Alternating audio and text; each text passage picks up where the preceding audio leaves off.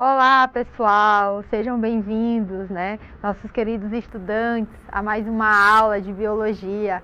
Eu sou a professora Ludmila Furtado e estarei aqui com vocês em mais uma aula para a gente conversar um pouquinho sobre essa área tão bonita, esses conteúdos tão curiosos, tão interessantes, Espero que seja para vocês também, assim como é para mim.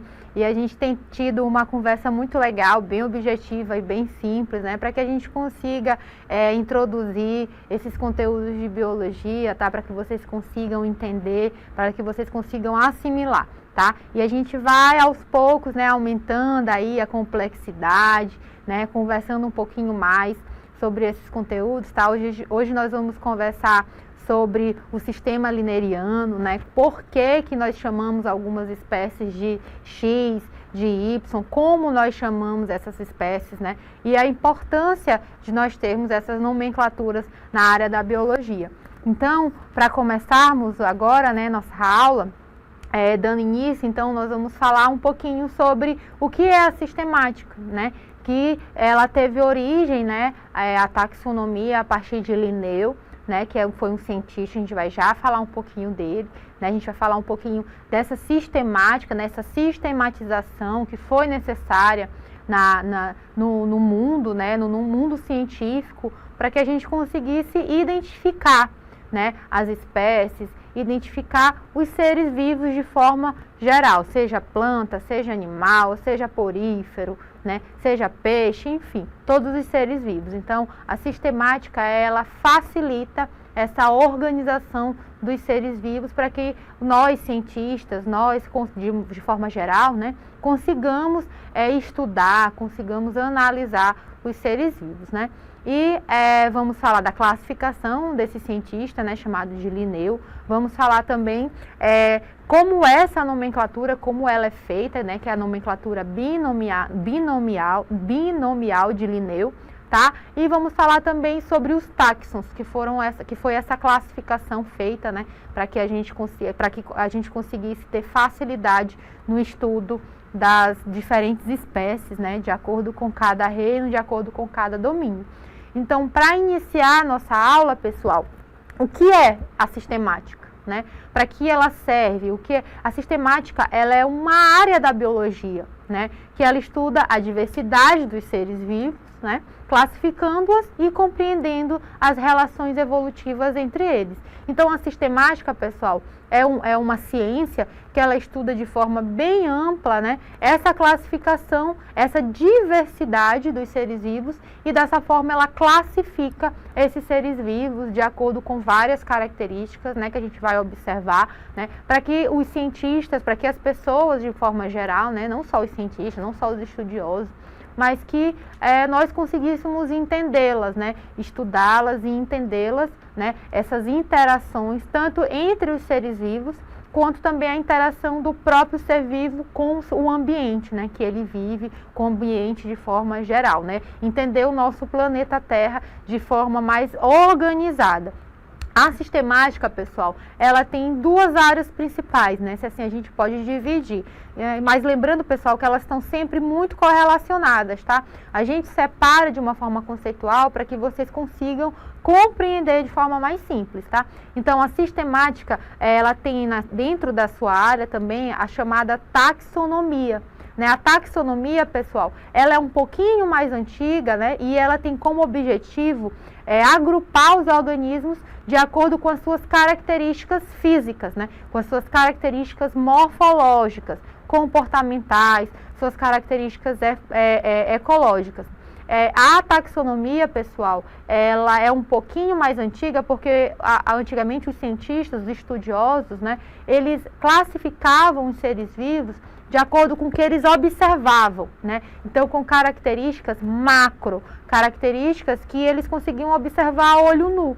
Então, a partir da fisionomia, a partir da morfologia, a partir da forma que ele se alimentava, da forma que ele se comportava, ou de onde ele vivia, então os estudiosos, eles classificavam esses seres vivos a partir dessas características. E isso nós chamamos de taxonomia, tá? Ela é uma classificação um pouquinho mais antiga, porque na época os estudiosos, há séculos atrás, né, século XVI, XVII, os estudiosos eles não tinham o aparato de tecnologia que nós temos hoje, né? Então, a partir dessa evolução técnica, né, que a ciência vem, né, melhorando e evoluindo com o passar dos anos, e daqui a, talvez ano que vem a gente tenha técnicas mais evoluídas, daqui a 10, né, 20 anos, né? Então, a gente conseguiu observar e classificar esses seres vivos de forma mais precisa. Por quê? Porque surgiu, então, pessoal, a nossa filogenia, que também está dentro da sistemática. Mas o que é a filogenia? Ela também é uma forma de classificar os seres vivos, né? Mas ela classifica os seres vivos a partir, pessoal, da sua história, a partir da história daquele ser vivo, né? A partir de características evolutivas da espécie, né? Então, a partir dessas características mais microscópicas, né? Lembrando lá o que a gente falou de evolução, que ela está muito ligada à mudança do material genético, à mudança do DNA, né? Que é o que? Uma estrutura microscópica.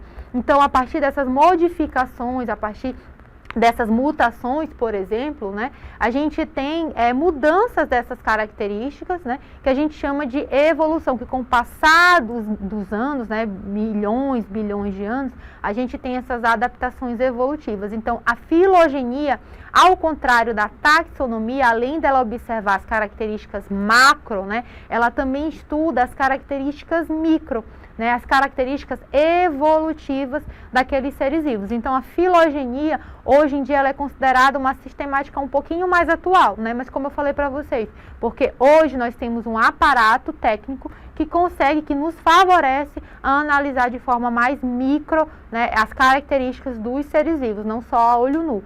E dessa forma, então, pessoal, através da filogenia, nós conseguimos formar árvores filogenéticas. Eu acho que todo mundo já ouviu falar, né, das árvores filogenéticas, que estão relacionadas, pessoal, às características dos indivíduos com os seus parentescos, né? Então, através das árvores, que é uma estrutura da biologia, uma estrutura que nos favorece, né, a estudar seres, A com ser B, quais são as suas características, né, que lhes fazem ser parentes, né? Quais são as características que lhe aproximam ou não? Quais são as características que lhe separam? Quais são as características?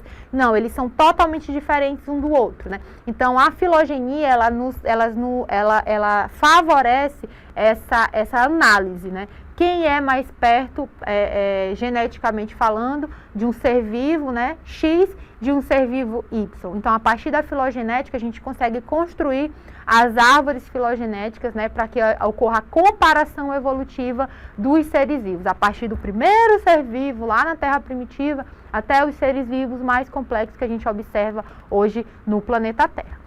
Então, pessoal, a partir dessas características de filogenia e taxonomia, né, são duas abordagens diferentes, mas dentro da sistemática a gente então começa a estudar quem foi que primeiro classificou os seres vivos, né, e tem uma importância gigantesca para a ciência, né, não só para a biologia, mas para a ciência de forma geral, porque muitas ciências, não só a biologia, elas também trabalham com os seres vivos, né, então é importante que nós tenhamos essa classificação, né? E não só a classificação para estudar as características dos seres vivos, né? Mas também para que a gente consiga nomear os seres vivos.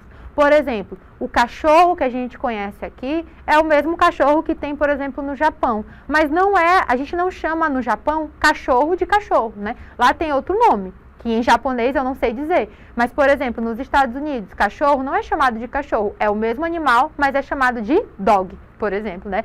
O inglês todo mundo sabe, dog.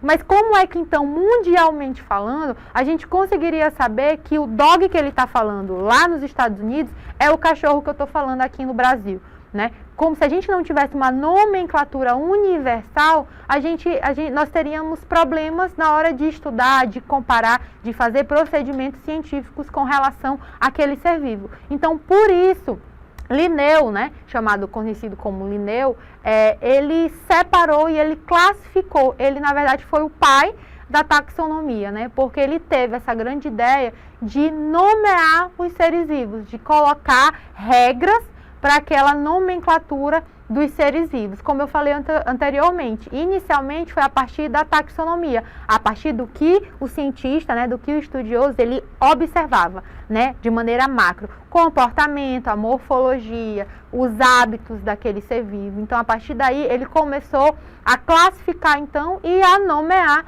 os seres vivos, né? Então, ele começou, então, a dar o nome das espécies que a gente conhece até hoje, né, com algumas regras que utilizamos até hoje, né? Então, Linneu, ele foi um cientista que viveu no século XVIII, né? Nasceu em 1758 e ficou muito conhecido por causa da sua classificação, né? Que até hoje é conhecido como classificação de Linneu. Ele, então, padronizou os nomes científicos, né? Que até hoje são falados em latim, tá? Desde a sua época até hoje, né? Nós temos os nomes científicos em latim. E ele, dessa forma, classificou, né? As espécies que ele ia observando, ele ia caracterizando, ia anotando as características e nomeando, né, de acordo com aquelas características. E ele reduziu, pessoal, porque antigamente, antes de Linneu, os cientistas, os estudiosos, né, eles até nomeavam o ser vivo, mas era, por exemplo, um nome muito grande, porque eles tentavam abranger todas as características daquele ser vivo, né? E Linneu, ele teve a ideia inicial de diminuir esse nome, né? Então, antigamente o ser vivo, ele tinha um nome enorme, né? Que poderia ser aqui no meu país um nome, em outro continente poderia ser outro, né? Então, Linneu, ele teve a ideia de diminuir essa nomenclatura, tornando então o nome científico binomial, né? Então, que possuíam somente 2 nomes, tá? Que hoje a gente chama, pessoal, de epítetos. Então, o nome científico de um ser vivo, ele é composto por 2 epítetos, por 2 nomes, tá? Que a gente vai já observar como eles são, então, formados, tá? Como é que se dá, então, a nomenclatura binomial de Linneu, tá? Como eu falei anteriormente, ele teve a ideia de diminuir esse nome para 2 epítetos, para 2 nomes, onde a gente vai ter, pessoal, primeiro o gênero, tá? O gênero daquela espécie, que é um pouco mais abrangente, tá? Que a gente chama de epíteto genérico, tá? É o primeiro nome. Geralmente, pessoal, esse primeiro nome, geralmente não, sempre, tá? Esse primeiro nome, ele vem, ó, de letra maiúscula, tá? O gênero, tá? O epíteto genérico, ele primeiro é escrito com letra maiúscula, tá? O segundo epíteto, pessoal, que é o segundo nome que vem logo depois do gênero, ele é chamado de epíteto específico, tá? Não é espécie, tá, pessoal? O segundo nome, ele é chamado de epíteto específico. E ele sempre, pessoal, é escrito com letra minúscula, tá? E esses 2 nomes, pessoal, esses 2 epítetos aqui, ó, esses 2, juntos, ele então dá um nome científico. Ele então é a espécie que eu estou citando, tá? Essa espécie aqui, pessoal, Euterpe oleracea, tá? É um pouquinho difícil porque é em latim, mas é assim que a gente pronuncia, oleracea ou oleraceae, dependendo da forma que você fala, né? Ela é nada mais, nada menos, vocês conhecem muito bem essa espécie, tá? É a nossa querida Jussara, tá? O açaí, aqui no Maranhão a gente conhece bastante como Jussara, tá bom? Bem conhecida aqui na nossa mata amazônica, tá? Na floresta amazônica, tá? Então, é a nossa Jussara, bem conhecido por vocês. Esse é o nome científico da Jussara, é a espécie da Jussara. É tanto o epíteto genérico, tá? Quanto o epíteto específico, formando, então, a espécie, o nome científico da nossa Jussara. Certo, pessoal? E aí, ó, lembrando das regrinhas, é escrito em latim, tá? Sempre o epíteto genérico é escrito com letra maiúscula, o epíteto específico com letra minúscula. E aí, pessoal, sempre que eu for escrever um nome científico, eu sempre coloco ou em itálico, ou se eu for escrever manualmente, né? Aqui tá em itálico, tá? Por quê? Porque eu escrevi digitalmente. Mas se eu for escrever de forma manual, eu sempre tenho que grifar através de um tracinho, identificando que aquilo ali é o nome científico, tá? Então, a gente sempre identifica um nome científico, seja colocando em itálico, ou seja, se eu estiver escrevendo à mão, né, colocando um tracinho embaixo, ali identificando que é um nome científico, além das outras regras que eu já falei anteriormente para vocês. Tranquilo, né, pessoal? Muito legal essas características do nome científico. Então, quando vocês lerem, quando vocês quiserem escrever, né, vocês já sabem como escrever um nome científico, a nomenclatura binomial. Acho que vocês também não sabiam o nome científico da nossa Jussara, né? É bem interessante. E ela é conhecida, então, no mundo inteiro, tá? Com esse nome científico que eu falei anteriormente para vocês. E com relação a mais algumas regrinhas, né, que é importante a gente citar, relacionados a essa nomenclatura binomial de Linneu, né? Existem algumas regras. Geralmente o estudioso que descobre uma nova espécie, né, um novo ser vivo, ele é homenageado, né, ou homenageia alguém ou algum lugar, tá? Lembrando que isso pode acontecer, tá? Isso pode ser, existem várias espécies que são homenagens a quem descobriu, ou ao cientista, ou ao lugar que foi descoberto, tá? Existe também a regra da prioridade, pessoal. Quem descobriu primeiro, ele tem o direito, tá, de escolher o nome daquele ser vivo, tá? A utilização, pessoal, do SP ou do SPP, tá? Eu trouxe aqui o exemplo para vocês do Aedes, tá? Que é o nosso mosquitinho. Quando a gente coloca SP, eu não estou identificando o epíteto específico. Lembra que a gente tem o epíteto genérico primeiro e o epíteto específico. Aqui eu só estou identificando quem é o gênero, que é o Aedes, tá? E o SP eu não estou identificando o epíteto específico, certo? E o SPP, eu não estou identificando o epíteto específico e eu estou querendo dizer que existem vários epítetos específicos, tá? Existem várias espécies, tá? Não só uma, mas várias espécies que eu não quis citar. Então, a gente também tem essa opção de escrever somente o gênero. Mas lembrando, pessoal, que sempre ele está em itálico, como está aqui na imagem, tá? No slide. Ou então, se eu estiver escrevendo, eu tenho que assinalar embaixo com uma linha, tá? Identificando que é um nome científico, tá? Às vezes também, pessoal, a gente pode encontrar, depois do gênero, a gente pode encontrar outro nome entre o gênero e o epíteto específico, né? Que a gente chama de subgênero. Então, algumas espécies a gente pode identificar o subgênero. Nem toda espécie tem subgênero, tá? Algumas têm. E se você quiser identificar, você identifica dessa forma, colocando entre parênteses no meio do gênero, tá? E no meio do epíteto específico, iniciando com a letra maiúscula. Tranquilo? E, pessoal, é importante também a gente frisar que a gente pode colocar ao final, depois do epíteto específico, a gente pode colocar, se você quiser, e se tiver, né, a espécie, identificar a raça, tá? Então, eu trouxe aqui o exemplo do ser humano, né, que nós somos o gênero Homo, e a espécie Sapiens, né? Eu coloquei aqui a nossa raça, nós não temos raça, né? É importante frisar isso, a gente não tem subespécie ou a raça, né? Que também pode ser chamada de raça. Alguns seres vivos têm, o ser humano não. Então, a gente, se quiser identificar a subespécie, a gente repete o epíteto específico, né? Que ficaria, então, Homo sapiens sapiens, tá? Por quê? Porque o ser vivo, o ser humano, nós não temos raça, tá? Todos somos iguais, não temos diferença de raça. Geneticamente falando, inclusive, nós não temos essa diferença de raça, tá? Todos somos parte da mesma espécie, Homo sapiens, tá? E se a gente quiser colocar só a subespécie, a gente pode colocar Homo sapiens sapiens. Repetir o epíteto, o epíteto específico. Tranquilo, né, pessoal? Tranquilo, bem legal e bem curioso. E aí a gente vai frisar um pouquinho, nessa segunda série nós vamos estudar todos os reinos, tá, pessoal? O reino Monera, o protista, o reino plantae, fungi e o reino animal, tá? Então, hoje a gente classifica acima do reino, né? A gente classifica, como eu falei inicialmente, todos os seres vivos, né? A gente classifica a partir dos domínios, os 3 domínios que a gente vai ver já, tá? E abaixo do domínio, então, a gente tem os principais reinos, que são os 5 reinos, tá?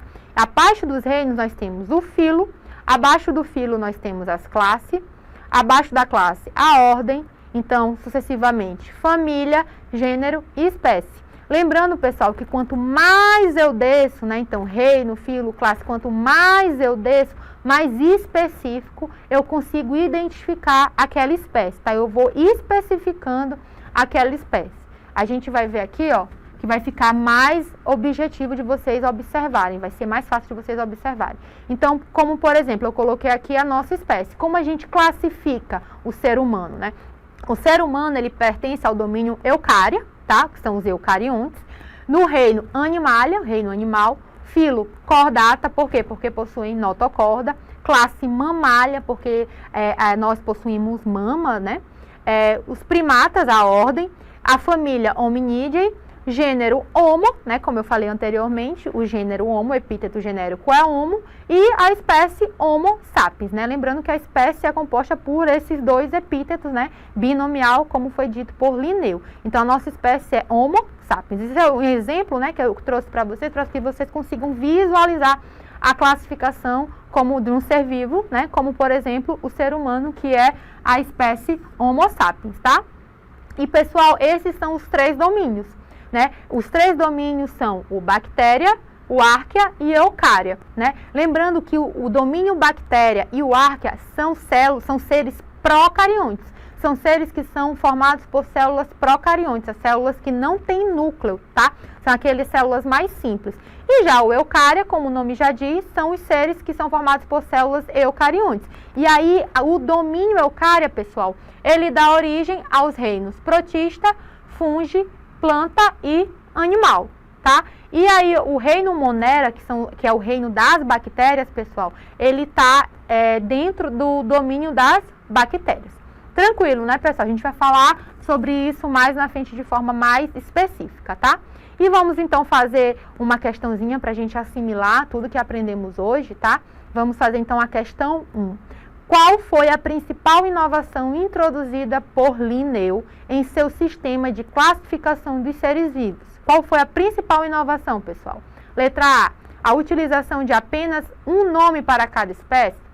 Ele diminuiu, mas não diminuiu tanto, né, pessoal? Não foi para apenas um nome, né? A utilização da nomenclatura binomial, com 2 nomes em latim para cada espécie. Essa é a nossa questão certa, a nossa resposta certa, né, pessoal? Linneu, ele conseguiu organizar, ele reclassificou o nome dos seres vivos, né, para somente 2 nomes, 2 epítetos, né, em latim, né, uma questão de organização e de que conseguisse, então, ser identificado em toda a parte do planeta. E é isso, pessoal, a gente fica por aqui, espero que vocês tenham gostado dessa nossa aula sobre nomenclatura de Linneu, né, sobre nome científico, espero que vocês agora consigam identificar de forma correta, tá? E aí na biologia a gente também vai observar bastante essas nomenclaturas, tá? Espero vocês até a próxima, tchau, tchau!